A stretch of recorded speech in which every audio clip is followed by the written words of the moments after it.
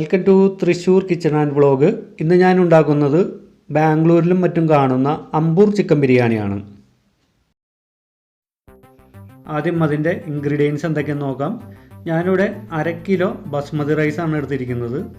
നിങ്ങൾക്ക് വേണമെങ്കിൽ ജീരകശാല പോലുള്ള അരി എടുക്കാം, കുഴപ്പമൊന്നുമില്ല.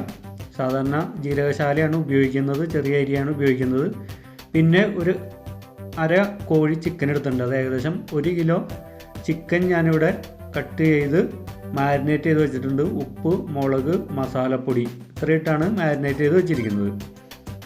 പിന്നെ നമ്മൾക്ക് വേണ്ടത് ഒരു ഇടത്തരം സവാള, 2 പച്ചമുളക്, ഒരു തക്കാളി, പിന്നെ മല്ലിയില, ഇഞ്ചി, കുറച്ച് വെളുത്തുള്ളി, ഒരു നാരങ്ങയുടെ പകുതി. പിന്നെ വേണ്ടത് നമുക്ക് ഡ്രൈ മസാല വേണം. പട്ട, ഗ്രാമ്പു, ഏലം, തക്കോലം, പെരിഞ്ജീരകം, കുരുമുളക് ഇത്രയും ഞാൻ എടുത്തിട്ടുണ്ട്. പിന്നെ നമ്മൾക്ക് വേണ്ടത് 1/2 കിലോയ്ക്ക് 750 മില്ലി വെള്ളം എടുത്തിട്ടുണ്ട്. പിന്നെ മസാലപ്പൊടി, മുളക് പൊടി, മഞ്ഞൾപ്പൊടി, മല്ലിപ്പൊടി, നെയ്യ്, ആവശ്യത്തിനുള്ള ഉപ്പ്, പൈനാപ്പിൾ എസൻസ്, പിന്നെ നമ്മൾക്ക് വേണ്ടത് ഡാൽഡ. ഇത്രയും ഐറ്റമാണ് നമുക്ക് വേണ്ടത്. ഇനി നമ്മൾക്കിത് ഒന്ന് കട്ട് ചെയ്ത് വയ്ക്കാം എല്ലാം. അപ്പോൾ സവാള, ഇഞ്ചി എല്ലാം ഞാൻ കട്ട് ചെയ്ത് വെച്ചിട്ടുണ്ട്. മല്ലിയില ചോപ്പ് ചെയ്ത് മാറ്റി വെച്ചിട്ടുണ്ട്. പിന്നെ തക്കാളി സ്ലൈസ് ചെയ്ത് മാറ്റി വെച്ചിട്ടുണ്ട്. നമുക്ക് നല്ല ചൂട് കട്ടിയുള്ളൊരു പാത്രമോ അതല്ലെങ്കിൽ കുക്കറോ എടുത്തിട്ട് ഞാൻ അതിനകത്തേക്ക് 50 ഗ്രാം ഡാൽഡ ഒഴിച്ച് കൊടുക്കുന്നുണ്ട്. അതിലേക്ക് നമ്മളുടെ ഡ്രൈ മസാല ഇട്ട് ഒന്ന് ഫ്രൈ ചെയ്തെടുക്കണം. നമ്മളുടെ മസാല സോൾട്ടായി വന്നിട്ടുണ്ട്. ഇതിലേക്ക് തക്കാളി ഒഴികെയുള്ള നമ്മൾ കട്ട് ചെയ്ത് വെച്ചിരിക്കുന്ന ചേരുവകൾ ചേർത്ത് കൊടുക്കാം. അതായത് സവാള, ഇഞ്ചി, പച്ചമുളക് ഇത്രയും ഐറ്റം ഇതിലേക്ക് ചേർത്ത് കൊടുക്കുന്നുണ്ട്. ഇത് നമുക്കൊന്ന് ബ്രൗൺ കളറാവുന്നവരെ ഒന്ന് വഴറ്റിയെടുക്കേണ്ടതുണ്ട്. നമുക്കിത് പെട്ടെന്ന് വാടി കിട്ടാനായിട്ട് വേണമെങ്കിൽ അല്പം ഉപ്പ് ഈ സമയത്ത് ചേർത്ത് കൊടുക്കാം. നമ്മൾക്കൊന്ന് നന്നായിട്ട് വഴറ്റിയെടുക്കാം. അപ്പോൾ നമ്മളുടെ സവാള ഒരു ബ്രൗൺ കളറിലേക്ക് മാറി തുടങ്ങിയിട്ടുണ്ട്. ഈ സമയം നമ്മൾക്ക് ചോപ്പ് ചെയ്ത് വെച്ചിരിക്കുന്ന നമ്മളുടെ തക്കാളി ചേർത്ത് കൊടുത്ത് നന്നായിട്ട് ഇളക്കി ഇതും ഒന്ന് വാട്ടിയെടുക്കുക.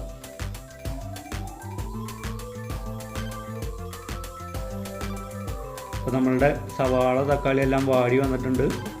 ഇനി നമുക്ക് ഇതിൻ്റെ തീ ലോ ഫ്ലെയിമിലോട്ട് മാറ്റി നമ്മുടെ മസാലകൾ ഇതിലേക്ക് ചേർത്ത് കൊടുക്കാം.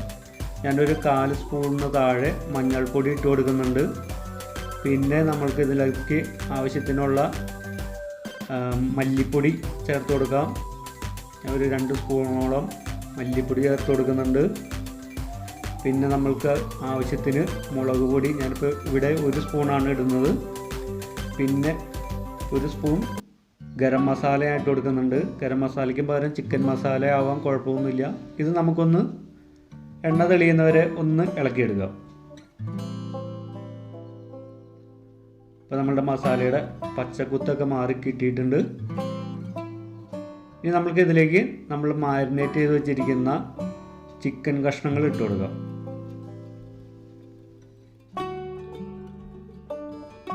നമ്മൾക്ക് ഈ ചിക്കൻ കഷ്ണങ്ങൾ ഹാഫ് കുക്കാക്കി എടുക്കണം. വേറെ സെപ്പറേറ്റ് വെള്ളം ഒഴിക്കേണ്ട ആവശ്യമില്ല. നമ്മൾക്ക് ആദ്യം ലോ ഫ്ലെയിമിലിട്ടിട്ട് പിന്നെ മീഡിയം ഫ്ലെയിമിലിട്ട് ഇതിനൊന്ന് ഹാഫ് കുക്കാക്കി എടുക്കേണ്ടതുണ്ട്.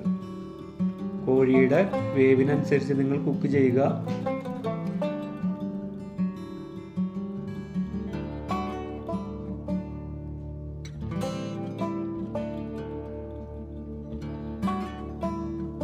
നമ്മൾ ബിരിയാണി വയ്ക്കുമ്പോൾ പരമാവധി ചൂട് കട്ടിയുള്ള പാത്രം തന്നെ എടുക്കണം. ഇപ്പം നമ്മൾ ദമ്മ് ചെയ്യാനുള്ള എളുപ്പത്തിന് വേണ്ടിയാണ് ഞാൻ കുക്കർ എടുത്തിരിക്കുന്നത്. ഇപ്പോൾ നമ്മളുടെ ചിക്കൻ കഷ്ണങ്ങൾ ഹാഫ് കുക്കായി കിട്ടിയിട്ടുണ്ട്. നമുക്കിതിലേക്ക് നമ്മളെടുത്ത് വെച്ചിരിക്കുന്ന 750 മില്ലി വെള്ളം തിളപ്പിച്ച് ഇതിലേക്ക് ഞാൻ ചേർത്ത് കൊടുക്കുന്നുണ്ട്. നമ്മൾ 1/2 കിലോ റൈസിന് 750 മില്ലി വെള്ളമാണ് ഒഴിക്കുന്നത്.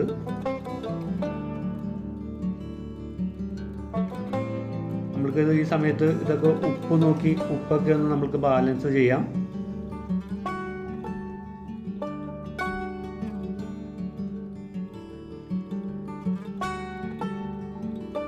അപ്പോൾ നമ്മൾ ഒഴിച്ച വെള്ളം തിളച്ച് വരുന്നുണ്ട്.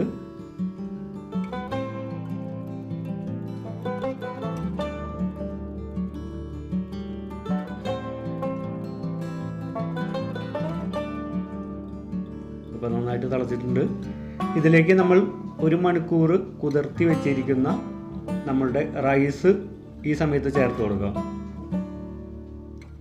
നന്നായി വെള്ളം വാറ്റി കളഞ്ഞതിന് ശേഷം ആയിരിക്കണം നമ്മൾ റൈസ് ഇതിലേക്ക് ചേർത്ത് കൊടുക്കേണ്ടത്.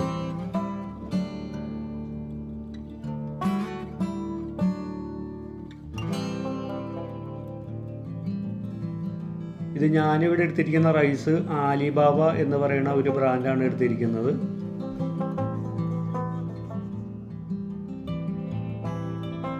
നമുക്ക് റൈസെല്ലാം പാത്രത്തിൽ നിന്ന് പൂർണ്ണമായിട്ടും കോരി നമ്മുടെ കുക്കറിലേക്ക് ഇട്ട് കൊടുക്കുക. ഇനി നമ്മൾക്കിതൊന്ന് മിക്സ് ചെയ്തിട്ട് തിള വരുന്നത് വരെ ഒന്ന് വെയിറ്റ് ചെയ്യാം.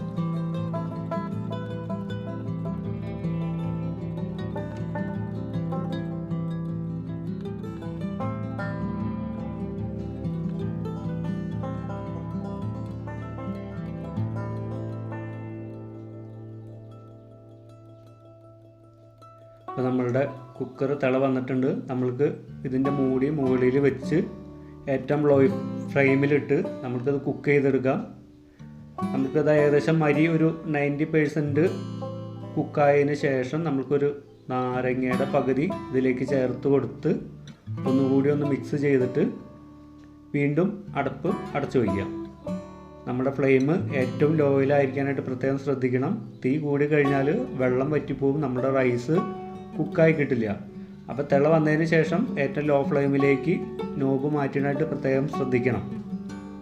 അപ്പോൾ നമ്മളുടെ റൈസ് ഇവിടെ റെഡി ആയിട്ടുണ്ട്. നമുക്കിതിൻ്റെ തീ ഓഫ് ചെയ്തിട്ട് ഇതിനകത്തേക്ക് ഒരു 3/4 സ്പൂൺ നെയ്യ് ഒഴിച്ചു കൊടുക്കുന്നുണ്ട്. പിന്നെ ഒരു 2-3 തുള്ളി പൈനാപ്പിൾ എസൻസ് ഞാൻ ചേർത്ത് കൊടുക്കുന്നുണ്ട്. എസൻസ് ഒരുപാട് ആവാതിരിക്കാൻ പ്രത്യേകം ശ്രദ്ധിക്കണം. ഇത് നമുക്ക് ഒന്നും കൂടി ഒന്ന് മിക്സ് ചെയ്യാം.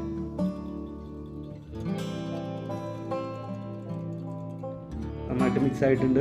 ഇതിന് ശേഷം നമ്മൾക്ക് ആ സ്പൂൺ കൊണ്ടൊന്ന് ഇതേപോലെ ഒന്ന് തട്ടിപ്പൊത്തി വയ്ക്കുക.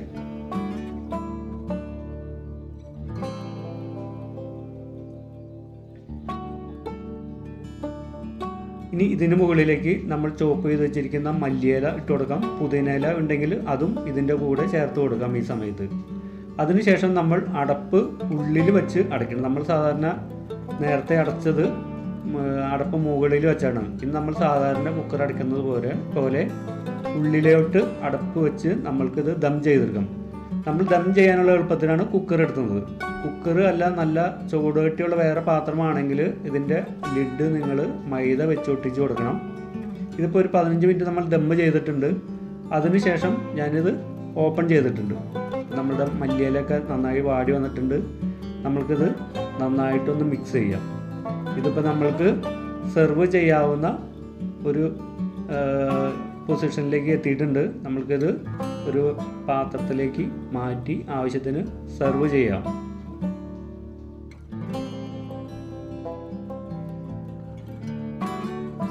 ഞാൻ ദം ചെയ്യാൻ വെച്ച സമയത്തിൽ കുറച്ച് സലാഡ് ഉണ്ടാക്കി വെച്ചിട്ടുണ്ട്.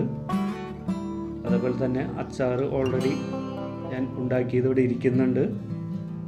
നമുക്ക് ബിരിയാണിയുടെ സൈഡ് എന്ന് പറയുന്നത് ഈ സലാഡും അച്ചാറുമാണ്. അപ്പോൾ നമ്മളുടെ അമ്പൂർ ദം ബിരിയാണി ഇവിടെ റെഡി ആയിട്ടുണ്ട്. അതായത് കന്നഡ സ്റ്റൈലിലുള്ള ബിരിയാണിയാണ്. നിങ്ങളെല്ലാവരും ഇത് ചെയ്തു നോക്കുക. അഭിപ്രായങ്ങൾ കമൻറ്റ് ചെയ്യുക.